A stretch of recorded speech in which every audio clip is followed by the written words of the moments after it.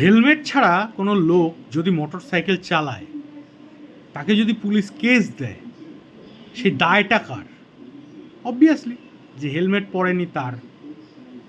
যদি কেউ কোনো অফেন্সিভ কাজ করে, তার জন্য পুলিশ প্রশাসন যদি তার বিরুদ্ধে কেস করে, তাহলে সেই দায়টা কার? অবভিয়াসলি যে লোকটা অফেন্সিভ কাজটা করছে, অবভিয়াসলি তার। আজকাল ফেসবুকে ভাইরাল হওয়ার জন্য, জানি না সেই লোকটি তো ভাইরালই, সেই ব্যক্তিটি ভাইরাল ইন দ্য সেন্স কি, সেলিব্রিটি, বাংলার সেলিব্রিটি।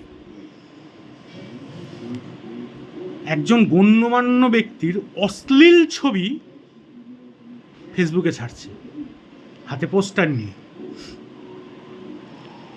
তারপরে প্রশাসন যদি তার বিরুদ্ধে কোনো অ্যাকশন নেয়, দায়টা কার থাকতে পারে? একমাত্র তার ছাড়া কি আর কারোর দায় থাকতে পারে? উনি আবার দেখি হুমকিও দিচ্ছেন যে আমার যদি অ্যারেস্ট হয় তাহলে আবার আন্দোলন হবে।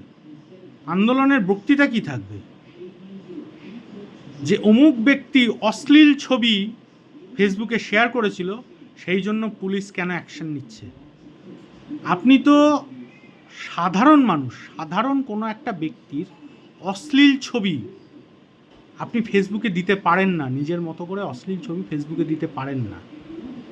সেখানে ভারতের প্রধানমন্ত্রীর অশ্লীল ছবি বানিয়ে আপনি সেই নোংরা ছবি ফেসবুকে শেয়ার করে আজকে ভিকটিম গেম খেলছেন। আবার বলছেন যে আপনার যদি কোনো ক্ষতি হয় সেই দায় কার থাকবে? দায় আপনার থাকবে। তার কারণ আপনি অশ্লীল ছবি প্রকাশ করেছেন এবং নিজে ফেসবুকে ভাইরাল হওয়ার নেশায় মত্ত ছিলেন। আর আপনি এই ইন্ডাস্ট্রির, ফিল্ম ইন্ডাস্ট্রির কোনো গণ্যমান্য ব্যক্তি নয়। আপনি সমাজের, এই সোসাইটির কেউ না। আপনার যদি অ্যারেস্ট হয়, আপনার যদি 6 মাসের জেল হয়, তাতে এই সোসাইটির কিচ্ছু যায় আসে না, কিচ্ছু না।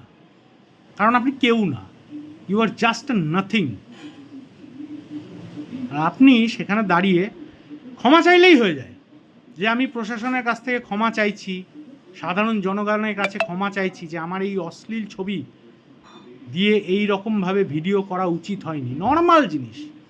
আপনি সেখানে সেইগুলো না করে ভিকটিম গেম খেলছে। আপনি কত বড় সেলিব্রিটি? আপনি কে? আপনার জেল হলে সোসাইটির কি যায় আসে? আপনি কে? আপনি জাস্ট কিচ্ছু না, আপনি জাস্ট নাথিং।